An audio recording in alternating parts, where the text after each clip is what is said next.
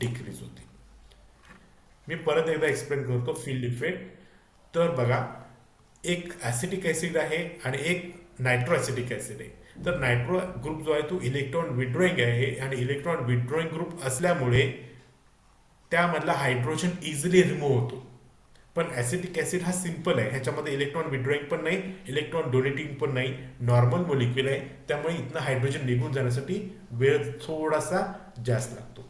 त्यामुळे nitro acetic acid 1000 पटीनं stronger acid आहे ॲसिटिक ॲसिडपेक्षा.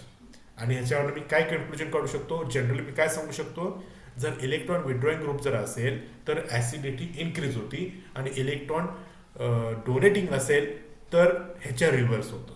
म्हणजे इलेक्ट्रॉन विड्रॉइंग ग्रुप असेल तर ॲसिडिटी इन्क्रीज होती आणि इलेक्ट्रॉन डोनेटिंग ग्रुप असेल तर ॲसिडिटी डिक्रीज होईल. ॲसिडिटी काय होईल, डिक्रीज होईल. आता मी एक उदाहरण म्हणून मी सांगतो.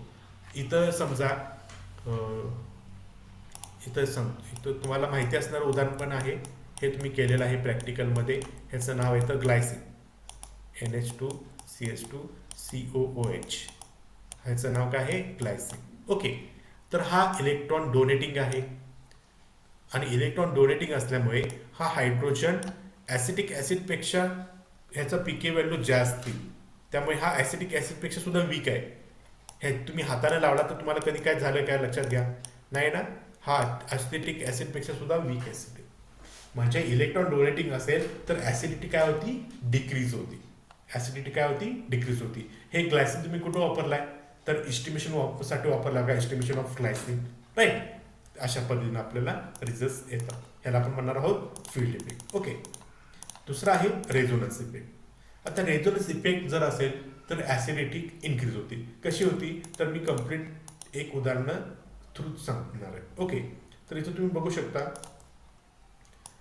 हा आहे R bond, C double bond OOH. समजा आरच्या ठिकाणी CH3 घ्या, तर याचं नाव काय बनतं, ॲसिटिक ॲसिड. ह्याचं नाव काय बनतं, आरच्या ठिकाणी जर मी फक्त मिथिल ग्रुप घेतला, CH3 जोडला, म्हणजे इथं CH3 ग्रुप जोडला, तर याचं नाव काय बनतं, ॲसिटिक ॲसिड. सिमिलरली हा आरच्या ठिकाणी पण मी CH3 घेतला तर काय नाव बनेल, इथॅनॉल. आता मला सांगा, इथॅनॉल ॲसिडिक आहे की इसिटिक ॲसिड ॲसिडिक आहे, तर इथॅनॉल हा न्यूट्रल मोलिक्युल आहे, अल्कोहोल आहे, तो न्यूट्रल आहे. आणि ॲसिडिक ॲसिड हा ॲसिड आहे. त्यामुळे ॲसिडिक ॲसिड हा स्ट्रॉंगर ॲसिड आहे. मग ॲसिडिक ॲसिड स्ट्रॉंगर आहे आणि इथॅनॉल का न्यूट्रल आहे, तर त्याचं कारण आपण काढायला गेलो तर बघा, हा हायड्रोजन इथून निघून गेल्यानंतर O- तयार होईल. सिमिलरली ह्या अल्कोहोलमधला सुद्धा हायड्रोजन निघून गेला तर तयार होईल काय, O-. पण इथे त्याचं फक्त एकच रेझोनन्स स्ट्रक्चर आहे. काय त्याचा फक्त एकच रेझोनन्स स्ट्रक्चर आहे ह्या इथॉक्साईडचा. ह्याचं नाव काय झालं आता, इथॉक्साईड. पण ह्या कार्बॉक्सिलेट, ह्याला आपण म्हणतो कार्बॉक्सिलेट, तर ह्या कार्बॉक्सिलेटमध्ये आपल्याला अजून एक रेझोनन्स स्ट्रक्चर ऑब्झर्व होईल आणि ते म्हणजे R bond C double bond O- अशा पद्धतीनं.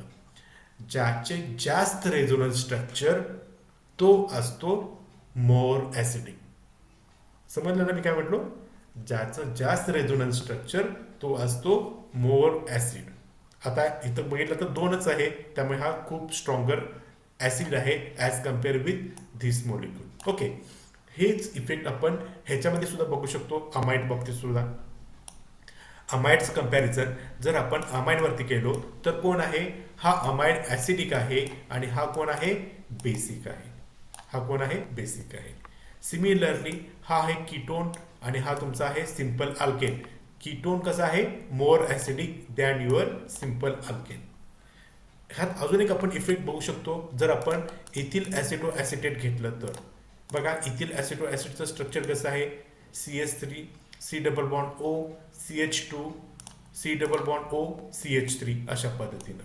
ओके, मग समजा इथला एक हायड्रोजन आपण काढून घेतला तर इथं मायनस चार्ज येईल. हा मायनस चार्ज आपल्याला यस समजा इथं डबल बॉन्ड तयार केला O- अशा पद्धतीने मिळेल. सिमिलरली हा O- आतमध्ये डबल बॉन्ड केल्यानंतर हा बॉन्ड इकडे शिफ्ट झाला परत O मायनस, अशा पद्धतीनं ह्याचे 3 रेझोनन्स स्ट्रक्चर येतात. त्यामुळे हा ॲसिडिक ॲसिड सुद्धा पेक्षा सुद्धा काय असणार आहे, खूप स्ट्रॉंगर ॲसिड असू शकतो. ओके, आता बेसमध्ये आपण बघूया रेझोनन्स इफेक्ट. एक अनिलिन आहे आणि दुसरा यम नायट्रो अनिलिन आहे. एक अनिलिन आहे आणि दुसरा यम नायट्रो अनिलिन आहे. तर ह्यामध्ये कोण स्ट्रॉंगर ॲसिड आहे, कोण स्ट्रॉंगर बेस आहे? जेव्हा अमाइन येतो तेव्हा आपण बेसचा विचार करतो, जेव्हा COH ग्रुप येतो तेव्हा आपण ॲसिडचा विचार करतो. इथं सुद्धा संपूर्ण स्ट्रक्चर हे आहे अनिलिनचं. पीके व्हॅल्यू 4.7 आणि इथं आहे यम नायट्रो अनिलिन. आता बघा, ज्याची पीके व्हॅल्यू कमी तो स्ट्रॉंग ॲसिड असतो, ज्याची पीके व्हॅल्यू जास्त तो स्ट्रॉंग बेस असतो.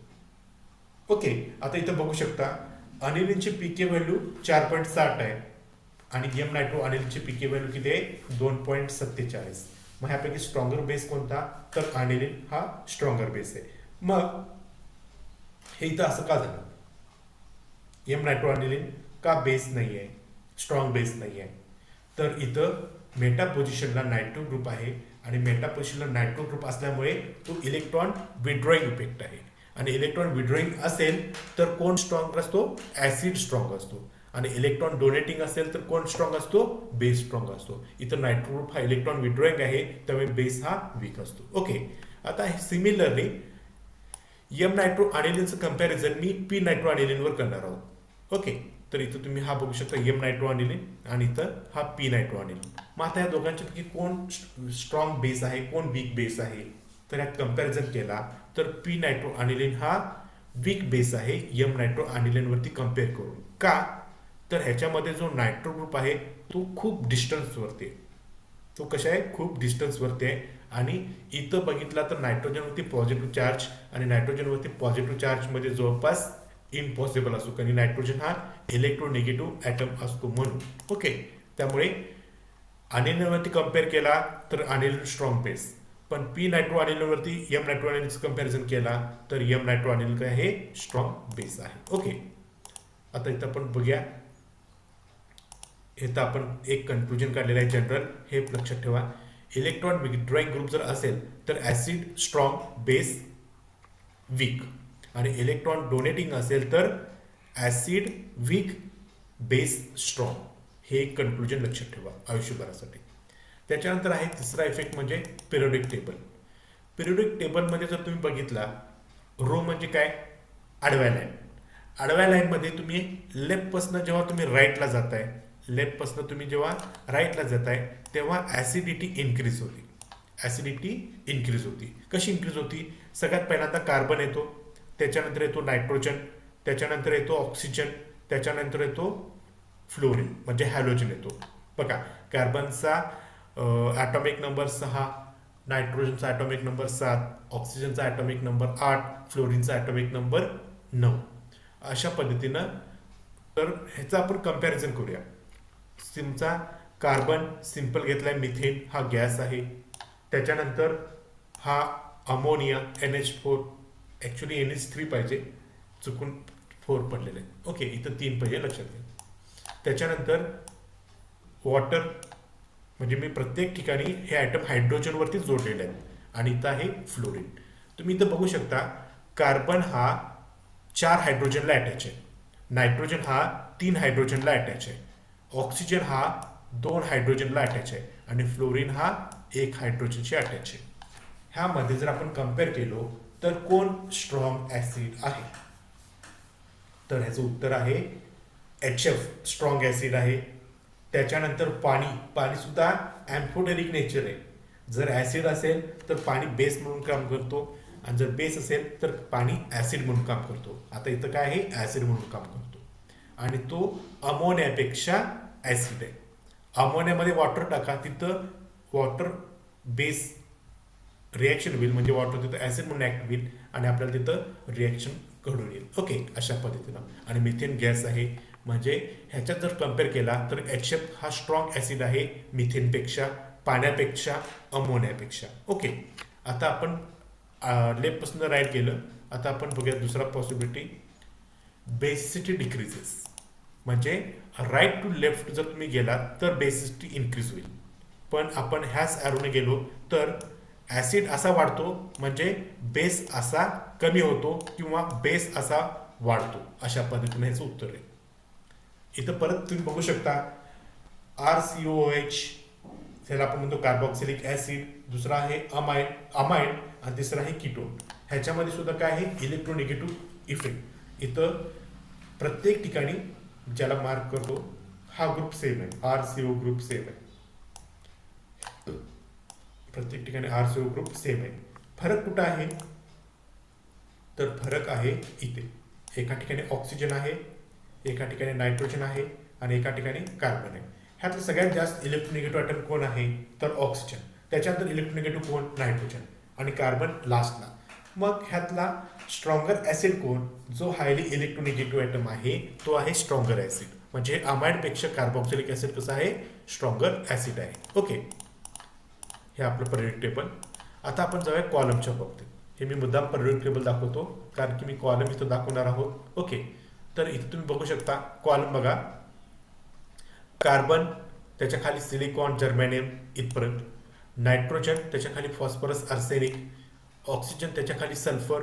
एवढेच आयटम लक्षात ठेवा. ओके, तर आता आपण हे कॉलम पाहणार आहोत from top to bottom. Top to bottom जात असताना काय फरक पडतो ते आपण बघूया. Acidity increases and basicity decreases as going to down a column of periodic table. म्हणजे periodic टेबलच्या जसं जसं आपण खाली जाऊ तसं तसं ऍसिडिटी इन्क्रीज होती. म्हणजे इथं मी हॅलोजन सिरीज दाखवतो periodic टेबलमध्ये. इथं बघा, पहिला येतो फ्लोरीन, मग येतो क्लोरीन, मग येतो ब्रोमीन, मग येतो आयोडीन. मग हायड्रोजन प्रत्येक ठिकाणी टाकूया. फ्लोरीनवरती HF, क्लोरीनवरती HCl, ब्रोमीनवरती HBr आणि आयोडीनवरती HI. ह्या चौघांच्या पैकी स्ट्रॉंग ऍसिड कोण, ह्या चौघांच्या पैकी स्ट्रॉंग ऍसिड कोण. आता फ्लोरीन हायली इलेक्ट्रोनिगेटिव्ह ॲटम आहे, हायली इलेक्ट्रोनिगेटिव्ह. तो हायड्रोजनला सोडणार नाही. क्लोरीन त्याच्यापेक्षा कमी इलेक्ट्रोनिगेटिव्ह, थोडासा सोडेल. ब्रोमीन त्याच्यापेक्षा कमी निगेटिव्ह, जास्त सोडेल. आयोडीन खूप इलेक्ट्रोनिगेटिव्ह, कमी फ्लोरीनपेक्षा, क्लोरीनपेक्षा, ब्रोमीनपेक्षा, त्यामुळे हायड्रोजन इझिली सोडेल. मग ह्यापैकी स्ट्रॉंग ऍसिड कोण, तर त्याचं उत्तर आहे यस, हे त्याचं उत्तर आहे. तर मी त्याला मार्क करतो. हायड्रोजन आयोडाईड सगळ्यात स्ट्रॉंग ऍसिड. लक्षात घ्या, मी HCl मध्ये, तुम्ही HCl ला हाताळला, HF ला तुम्ही कधी हाताळलेलं नाहीये, मी सुद्धा कधी हाताळलेलं नाहीये. HCl आपण बघितलो तर थोडंसं हातावर पडलं तर थोडंसं आपल्याला चुरचुरेल, पण हायड्रोजन आयोडाईड हातावर पडलं तर जसं सल्फ्युरिक ऍसिड असेल अशा पद्धतीने आपल्याला त्रास होईल, किंवा सल्फ्युरिक ऍसिडपेक्षा सुद्धा जरा जास्त त्रास होईल. म्हणजे ह्याचा अर्थ काय, डाऊन टॉपपासून डाऊनला आपण जसं जाऊ तसं ऍसिडिटी काय होती, इन्क्रीज होती. सिमिलरली इथं आपण बघू शकता H2O आणि ऑक्सिजनच्या खाली सल्फर आहे, लक्षात घ्या. तर H2 आणि H2S पैकी हायड्रोजन सल्फाइड हा ऍसिडिक आहे. पाणीपेक्षा H2S खूप acidic. Similarly ammonia, PH3, arsenic. तर टॉपपासून बॉटमला जात असताना इथं ॲरो रिव्हर्स आहे, लक्षात घ्या. इथं बॉटमपासून टॉपला जाताना म्हणजे खालून वरती जाताना बेसिसिटी इन्क्रीज होती. काय होती, बेसिसिटी इन्क्रीज होती. आणि तिसरी पॉसिबिलिटी आहे, जर एखाद्या ऑक्टेटमध्ये बाहेरच्या शेलमध्ये 1 इलेक्ट्रॉन असेल तर तो थोडासा स्ट्रॉंगर ऍसिड असतो ॲज कम्पेअर विथ 2. ओके, तर याचं उदाहरण आहे gallium Cl3 and zinc Cl2. Okay, तर गॅलियम Cl3 हा स्ट्रॉंगर ऍसिड आहे झिंक क्लोराईडपेक्षा. इथं आपला हा पॉईंट संपतो. त्याच्यानंतर आहे हायड्रोजन बॉन्डिंग. आता हायड्रोजन बॉन्डिंग म्हणजे काय नेमका, तर इथं आपण बघू शकतो. तर इथं आहे पॅराहायड्रॉक्सी, एक सेकंड मी त्याला मार्क करतो, पॅराहायड्रॉक्सी बेन्झोइक ऍसिड आणि हा आहे आर्थोहायड्रॉक्सी बेन्झोइक ऍसिड. ह्यामध्ये हा OH आणि हा OH आणि हा OH ह्यामध्ये काय व्हायला लागेल, बॉन्ड तयार व्हायला लागते. आणि ज्याच्यामध्ये स्ट्रॉंग इंट्रामोलिक्युलर हायड्रोजन बॉन्डिंग ऑब्झर्व होईल तो असतो स्ट्रॉंग ऍसिड. तो काय असतो, स्ट्रॉंग ऍसिड. त्यामुळे पी हायड्रोक्सी बेन्झोइक पेक्षा कोण स्ट्रॉंग आहे? ओ हायड्रोक्सी बेन्झोइक ऍसिड हा स्ट्रॉंग ऍसिड आहे. समजलं? अशा पद्धतीनं म्हणजे हायड्रोजन बॉन्डिंग जर ऑब्झर्व होत असेल तर ऍसिडिटी काय होती आणि बेसिसिटी सुद्धा काय होती? स्ट्रॉंग होतात. त्याच्यानंतर नेक्स्ट आहे स्टेरिक इफेक्ट. स्टेरिक इफेक्ट्स म्हणजे स्टेरिक हिंड्रन्स ज्याला आपण म्हणतो. स्टेरिक इफेक्ट जर जास्त असेल तर ते ऍसिडिटी आणि बेसिसिटीवरती चांगलेच इफेक्ट करतात. कसं पद्धतीने करतात तर इथं आपण बघू शकतो. बघा, हा COOH म्हणजे ऍसिड आहे, ओके, आणि इथं एक बल्की ग्रुप टर्शरी ब्युटिल ग्रुप आहे. ह्या दोघांच्या मध्ये दोन बल्की ग्रुप एकत्र आले तर स्टेरिक हिंड्रन्स होतो. त्यांना अडचण होती. मग अडचण होती म्हटल्यावर दुसरं काय असणार आहे? त्यातल्या एखाद्याला जर आपण घालवलं तर थोडीशी अडचण कमी होईल. आणि इथं बघितलं तर हा बल्की ग्रुप आणि हा बल्की ग्रुप कसे आहेत? एकमेकाच्या अपोजिट साईडला. त्यामुळे ते बल्की ग्रुप मोठे असल्यामुळे आउट ऑफ प्लेन जातात. तर इथं चांगला स्टेरिक हिंड्रन्स असल्यामुळे, स्टेरिक इफेक्ट असल्यामुळे इथनं ऍसिड मधला H लवकर निघून जातो. त्यामुळे हा जवळपास 10 पटीनं स्ट्रॉंगर ऍसिड आहे. ओके, त्याच्यानंतर इथं सुद्धा तुम्ही बघू शकता, हा आहे क्युनोलिन, म्हणजे एक फ्यूज झालेला क्युनोला आहे आणि हा आहे सिंपल क्युनोलिन. ह्याच्यामध्ये हा नायट्रोजन इलेक्ट्रोनिगेटिव्ह आणि हा नायट्रोजन इलेक्ट्रोनिगेटिव्ह एकमेकाच्या जवळ येणार नाहीयेत. त्यामुळे इथं स्टेरिक हिंड्रन्समुळे हा बेस स्ट्रॉंग बेस आहे ॲज कम्पेअर विथ धिस क्युनोलिन. ह्याला आपण म्हणणार आहोत स्टेरिक इफेक्ट. अजून एक दोन उदाहरण घेतोय. इथं आपण बघू शकता एक्झाम्पल 2 मध्ये, ओके, इथिल ॲसिटेट आणि आपला इथं बघितला तर सिमिलरली ह्या दोघांच्या मध्ये एक कंडिशन आहे. काय कंडिशन आहे? 1,3 कीटोन आहे. इथं सुद्धा 1,2,3 कीटोन आहे आणि इथं सुद्धा 1,2,3 कीटोन आहे. पण इथं सायक्लिक सिस्टीम आहे आणि इथं असायक्लिक सिस्टीम आहे.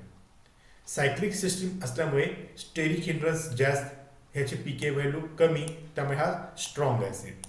इथं सुद्धा सिमिलर बघू शकता तुम्ही, हा स्ट्रॉंगर ऍसिड कारण की त्याची पीके व्हॅल्यू 7.2 आहे.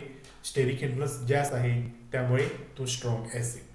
अशा पद्धतीने वीक बेस सुद्धा तुम्ही अजून करू शकता. त्याच्यानंतर 6वी आणि लास्ट कंडिशन आहे ती म्हणजे हायब्रिडायझेशन. हायब्रिडेशन म्हणजे काय? sp2, sp3, sp ऑर्बिटल मध्ये पैकी कोणता ऍसिडिक जास्त असतो तर ते आपण याच्यामध्ये उत्तर शोधणार आहोत. बघा, s orbital has lower energy than p orbital.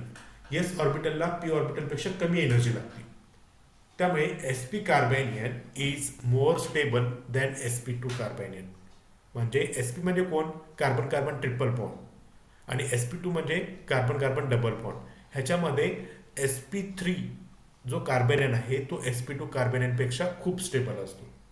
त्यामुळे इथं आपण बघू शकतो हा आपला आहे sp ॲसिटिलिन आणि हा आहे sp2.